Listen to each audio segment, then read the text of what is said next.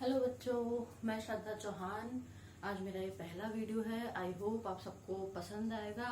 अगर कोई गलती हो जाती है तो इट्स माय रिक्वेस्ट कि उसको इग्नोर कर दें। अगर आपको ये वीडियो पसंद आए तो इट्स माय रिक्वेस्ट कि आप उसको लाइक करें, सब्सक्राइब करें और बेल आइकन को दबाएं, ताकि अगर मैं फर्दर अगर कोई भी ऐसा वीडियो अपलोड करती हूँ तो आप इसको चेकआउट करें।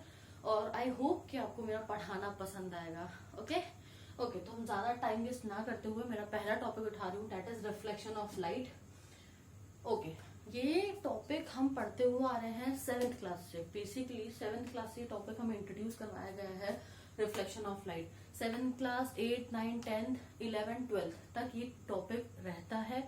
और 10th 12th में टॉपिक बहुत ज्यादा इंपॉर्टेंट हो जाता है। JEE नीट में सब जगह पर ये टॉपिक मोस्टली पूछा जाता है, स्पेशली 10th क्लास में बोर्ड में पूछा जाता है। ओके, तो रिफ्लेक्शन ऑफ लाइट क्या है? The phenomenon of bouncing back of the part of light in the same medium when light is incident on a polished surface is called reflection of light. बहुत ही simple भाषा में अगर मैं आपको समझाऊं तो रिफ्लेक्शन ऑफ लाइट क्या है? द फिनोमिनन मतलब क्या है? एक ऐसी प्रोसेस। मान के चलिए, पहले आप एक एग्जाम्पल से समझिए ताकि आपको डेफिनेशन बहुत अच्छे से समझ में आएगी। अगर हमारे पास कोई भी क्रिकेट फील्ड है, ओके, और अगर कोई भी बॉल आ रही है तो ये बॉल क्या होगी? बाउंस होते हुए चली जाएगी। ओके, और आ कौन सा डायरेक्शन से रही है? इस डायरेक्शन से आ रही है। और जा कौन से डायरेक्शन में रही है? बिल्कुल अपोजिट डायरेक्शन में। सेम फिनोमिना हम लगाएंगे रिफ्लेक्शन ऑफ लाइट में। रिफ्लेक्शन ऑफ लाइट एक ऐसी प्रोसेस है जिसमें कोई भी एक सरफेस रहेगा। इसमें एक क्राइटेरिया है कि जो सरफेस है वो हमेशा कैसा सरफेस रहेगा? स्मूथ सरफेस रहेगा, रफ सरफेस नहीं रहेगा। क्योंकि रफ सरफेस पर रिफ्लेक्शन होगा मगर एक दूसरे को इंटरसेक्ट कर देंगी रेज ऑफ लाइट, वो बाद में आके हम पढ़ेंगे। ओके, तो इसमें क्या है, जो सरफेस है वो हमेशा कैसा होना चाहिए? स्मूथ सरफेस होना चाहिए। अब ये बता रहा है कि कोई भी अगर रे ऑफ लाइट का आना, ठीक है, और रे ऑफ लाइट का यहाँ पर टकराते हुए बाउंस करते हुए चले आना, जैसे ये बॉल आई, ये बाउंस करते हुए चली गई, वैसे ही कोई भी एक रे ऑफ लाइट का आना, बाउंस कर चले जाना। लेकिन कौन सा डायरेक्शन में? ये आ इस डायरेक्शन से रही है, लेकिन जाएगी कौन सा डायरेक्शन में? अपोजिट डायरेक्शन में। इस पूरे फिनोमिनन को हम क्या बोलते हैं? Reflection of light. कोई भी एक रे ऑफ लाइट का आना, बाउंस करना और चले जाना, लेकिन अपोजिट डायरेक्शन में, इसे हम क्या बोलते हैं? Reflection of light. ओके, इसके बाद हम ये बता देंगे कि जो रे ऑफ लाइट आती है इसे हम क्या बोलते हैं? Incident ray. जो रे ऑफ लाइट आ रही है हमारी, ये वाली रे कौन सी हो जाएगी? Incident ray. जो बीच वाली जो रे होती है ये हमारी कौन सी रे हो जाएगी? नॉर्मल रे।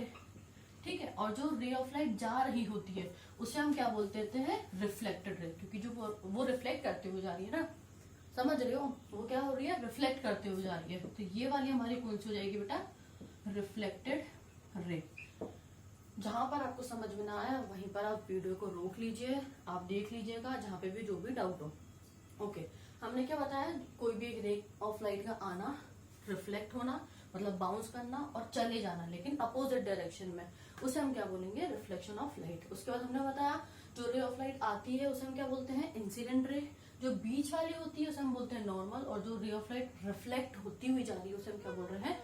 Reflected ray. ओके, इतना हो गया। अब एक और चीज आपको देखने लायक है कि जो रे ऑफ लाइट मतलब ये जो इंसिडेंट रे से और ये वाली कौन सी हो गई? नॉर्मल। इंसिडेंट से और नॉर्मल से जो एंगल बनता है उसे हम बोलते हैं एंगल ऑफ इंसिडेंस।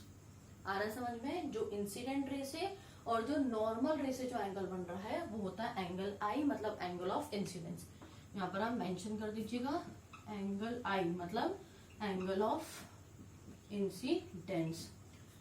और वही जो नॉर्मल वाली से और जो रिफ्लेक्टेड रे से जो एंगल बनता है उसे हम बोलते हैं एंगल आर, मतलब एंगल आर क्या बता रहा है? Angle of reflection. ठीक है, ये हो गया हमारा एंगल ऑफ रिफ्लेक्शन। तो यही होता है हमारा रिफ्लेक्शन ऑफ लाइट कि कोई भी एक रे ऑफ लाइट का आना, आने वाले को हम इंसिडेंट रे बोलते हैं, और उसका बाउंस करते हुए उसी सेम या फिर स्मूथ पाथ पर रिफ्लेक्ट होते हुए चले आना, लेकिन अपोजिट डायरेक्शन में। ओके, उसे हम क्या बोलते हैं? Reflection of light. जो इंसिडेंट रे और जो नॉर्मल से मिलकर बनता है एंगल उसे हम एंगल आई बोलते हैं। जो नॉर्मल और जो रिफ्लेक्टेड रे से मिलकर जो एंगल बनता है उसे हम एंगल आर बोलते हैं। एंगल आई मतलब angle of incidence, angle r मतलब एंगल ऑफ रिफ्लेक्शन। वो पे इतना आपको समझ में आया होगा। तो ये हो गया हमारा रिफ्लेक्शन ऑफ लाइट। अब इसके बाद इसमें ये भी पूछा जाता है laws of reflection. Laws of reflection भी काफी इंपॉर्टेंट है, तो टफ नहीं है ये। लॉज ऑफ रिफ्लेक्शन में सिर्फ 2 लॉज बताए गए हैं रिफ्लेक्शन के, काफी इजी लॉ है। देखिए पहला जो लॉ बताया गया है वो ये बताया है कि इंसिडेंट रे, ध्यान से देखिएगा, ये देखिएगा ये हमारा स्मूथ सरफेस हो गया, ठीक है, ये इंसिडेंट रे हो गई, ये नॉर्मल हो गई और ये रिफ्लेक्टेड हो गई। तीनों की तीनों का जो सरफेस है वो कैसा है, सेम है, सरफेस चेंज नहीं हो रहा है। ध्यान से देखिएगा, ठीक है। ये जो हमारी इंसिडेंट रे जो आ रही है और जो रिफ्लेक्ट करती हुई जा रही है और ये जो नॉर्मल है, तीनों का जो सरफेस है वो कैसा सरफेस है, बिल्कुल सेम सरफेस है। तो पहला लॉ हमें यही बताता है कि जो इंसिडेंट रे है, द इंसिडेंट रे, हमारी जो इंसिडेंट रे है, और कौन सी रे है, नॉर्मल रे, ये हो गई हमारी नॉर्मल रे, और आखिरी कौन सी है, एंड दी रिफ्लेक्टेड रे, जो रिफ्लेक्ट होती हुई जा रही है, ऑल लाई इन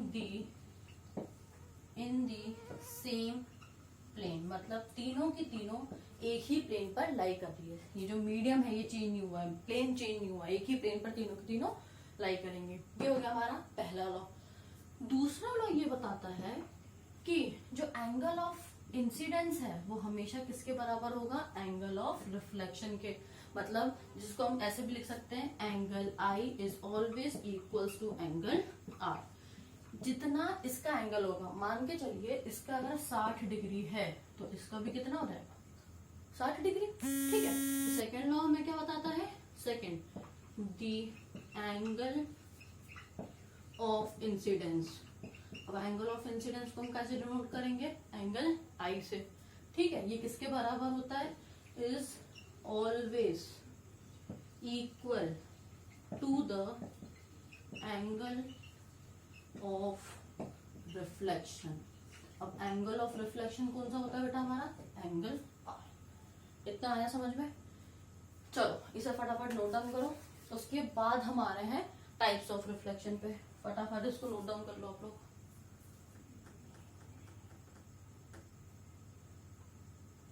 ओके,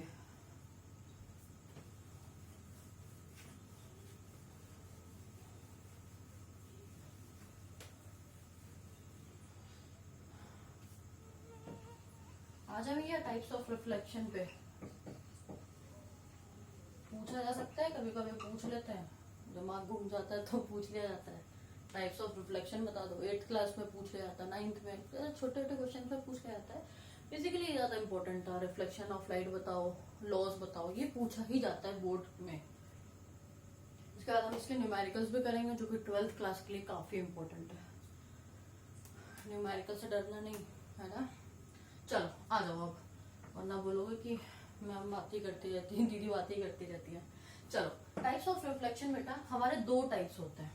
कितने टाइप्स होते हैं, 2 टाइप के रिफ्लेक्शन होते हैं। पहला हमारा आता है रेगुलर रिफ्लेक्शन, ठीक है। पहला हमारा कौन सा हो गया, रेगुलर रिफ्लेक्शन, राइटिंग गंदी हो तो माफ कर देना। और दूसरा हमारा आता है इर्रेगुलर रिफ्लेक्शन, ठीक है। पहला कौन सा हो गया हमारा, रेगुलर रिफ्लेक्शन, दूसरा हो गया हमारा इर्रेगुलर। नाम से समझ में आ रहा होगा, रेगुलर अच्छा खासा लग रहा है यार, इर्रेगुलर कहीं ना कहीं टेढ़ा काम कर रहा होगा, है ना। ओके, रेगुलर रिफ्लेक्शन बहुत ही छोटा सा डिफरेंस है, बहुत ही इजी है। रेगुलर रिफ्लेक्शन में क्या होता है ना बेटा, कोई भी अगर रिफ्लेक्शन हो रहा है तो उसका जो सरफेस रहेगा वो कैसा सरफेस रहेगा, स्मूथ सरफेस रहेगा, प्लेन सरफेस। इसका सरफेस कैसा रहेगा, अभी मैंने बताया स्मूथ, ठीक है। वहीं अगर मैं इर्रेगुलर की बात करूं तो इसका सरफेस कैसा हो जाएगा, रफ सरफेस। कैसा हो जाएगा, रफ सरफेस। बस यही एक मेजर डिफरेंस है। क्या, इसका मतलब जो रेगुलर रिफ्लेक्शन है, इसका जो सरफेस रहेगा वो कैसा रहेगा, स्मूथ, एकदम स्मूथ पॉलिश्ड।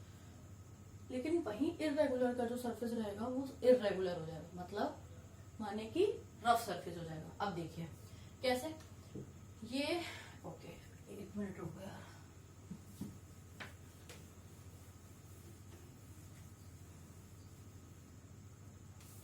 ये आ जाओ अभी हमारा रेगुलर रिफ्लेक्शन सबसे मेन, ठीक है। डायग्राम भी हटा ही देती हूँ ताकि अच्छी तरीके से डेफिनेशन आ जाए। उतार तो लिया ही होगा आप लोगों ने, अरे रे, हटाओ यार, इग्नोर करो उस चीज को। चलो आ जाओ भैया, रेगुलर रिफ्लेक्शन। इसकी डेफिनेशन देख लो सबसे पहले।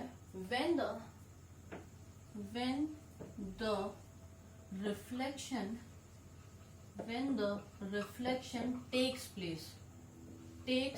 place on a smooth, है ना, स्मूथ सरफेस तो होता है, अभी हमने पढ़ा है ना, स्मूथ और पॉलिश्ड सरफेस। कैसा सरफेस हो गया, स्मूथ या फिर पॉलिश्ड सरफेस, ठीक है। when the reflection takes place on a, कौन से होता है, स्मूथ या फिर polished surface, and the rays of light, जो रेज ऑफ लाइट होती है वो एक दूसरे के पैरेलल होंगी, are parallel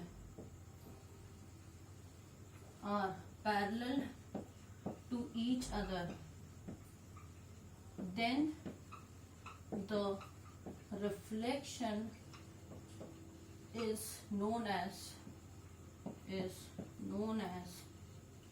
regular reflection। आ रहा है समझ में? जिसका सरफेस स्मूथ हो और जो रेज ऑफ लाइट हो वो कैसी हो, पैरेलल हो।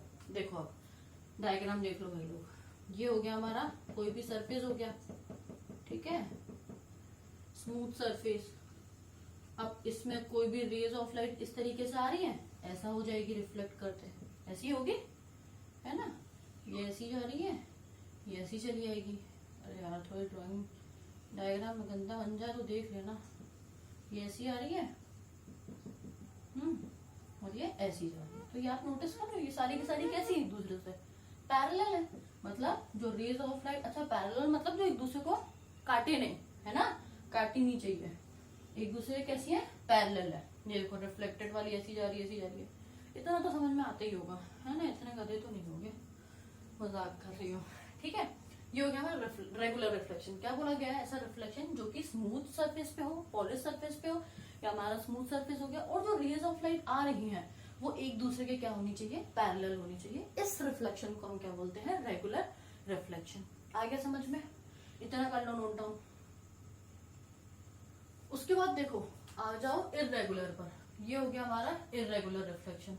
इर्रेगुलर में क्या हो जाएगा, उल्टा हो जाएगा, जिसमें रेज ऑफ लाइट एक दूसरे के साथ पैरेलल ना होकर इंटरसेक्ट करें, और सरफेस स्मूथ की जगह पर क्या हो जाएगा, rough surface. When the reflection takes place on a rough surface, यहाँ पर क्या आ जाएगा बेटा, on a rough surface, and the rays of light